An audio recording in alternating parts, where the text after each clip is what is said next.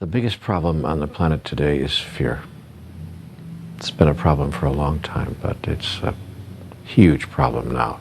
It's getting bigger every day, and the reason that fear is a problem, of course, is that it affects everything.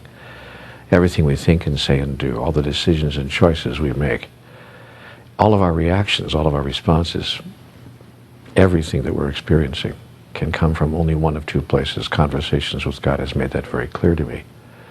We're either coming from love or we're coming from fear. And my observation is that most people, most of the time, and myself, more than I would like to acknowledge, coming from fear. So we have to look at our fears and find out, what is fear anyway? What is it all about? What are we afraid of? And what impact is it having on the choices and decisions and the creations for which we have made ourselves responsible? By the way, that's one of the first fears that there is, the fear of being responsible, the fear of placing ourselves in a position of responsibility for all that we are creating. So fear is the first aspect of the human experience, as I understand it, that we need to work very hard to heal, and I might even say to transform. You transform fear, and you transform the world. Now let's take a look at what it is that we're afraid of. First of all, as I observe it, we're afraid of life itself and so much that goes on in life. We're afraid of life because we're afraid of death. Conversations with God says that all fear ultimately is a fear of death. If you're not afraid to die, then you're not afraid to live. But how can you not be afraid to die?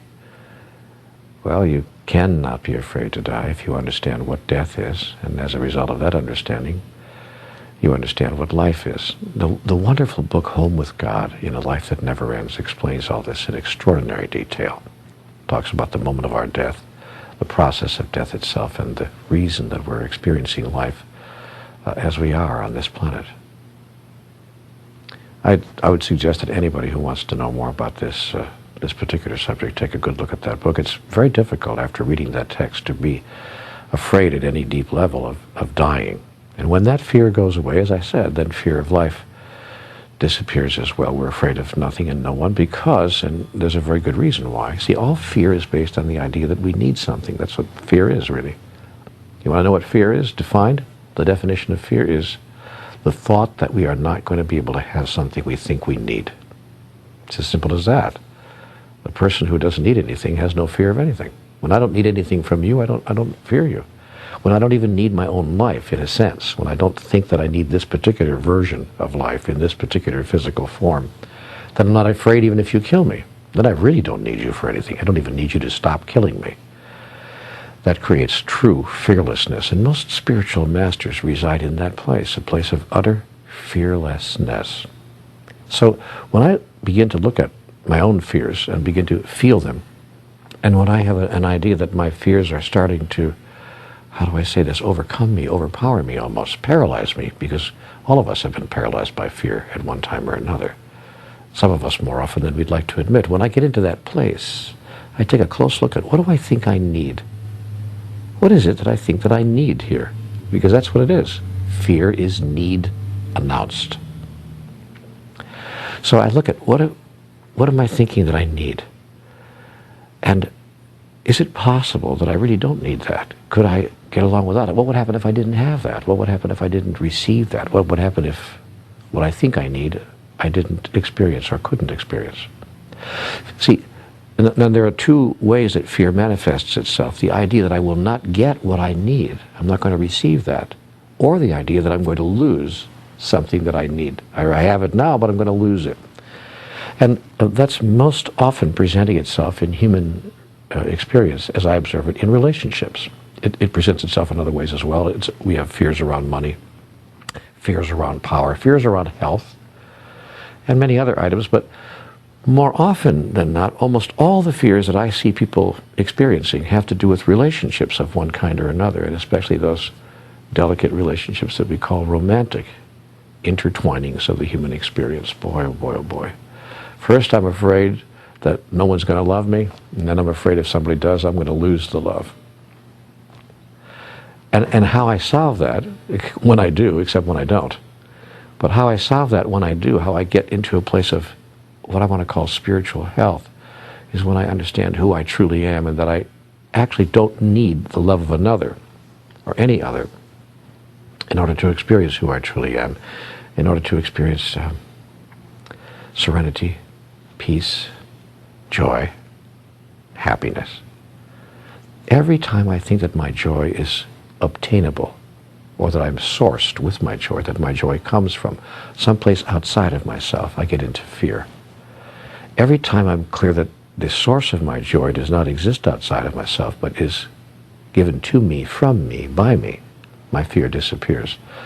And here's the irony of that. I then become much more attractive to people, and what I was afraid of, that people would walk away from me, in fact, doesn't happen. The reverse happens. People are attracted to me because all people are attracted to other people who are firm and strong, not arrogant, but aware, and reside deep inside of themselves, because nobody likes to be needed. Because if I feel that you need me so much, then my next fear will be I can't give you what you need, and that's why I'll lose you, you see. So people who present themselves to the world as serene and peaceful and joyful and innately happy, these are people we say are together, they have it together.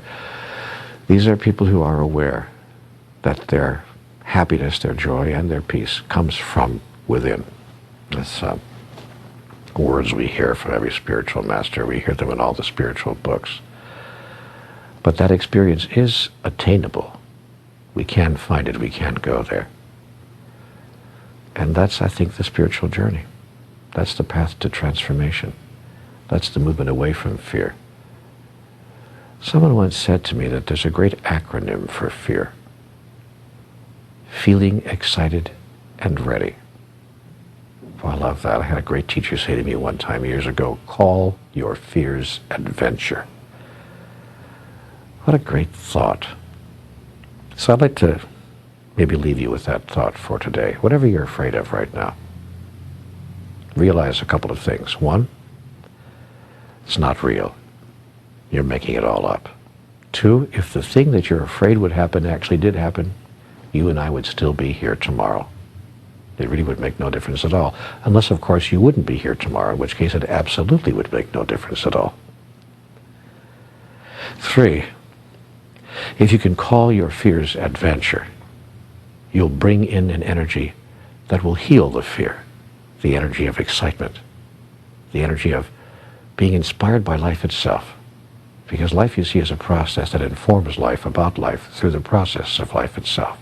And if you live your life filled with inspiration and excitement, soon there's nothing to be afraid of. And it becomes the great joy it was always intended to be.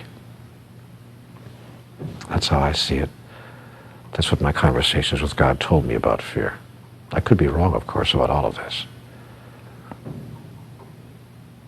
But I don't think so.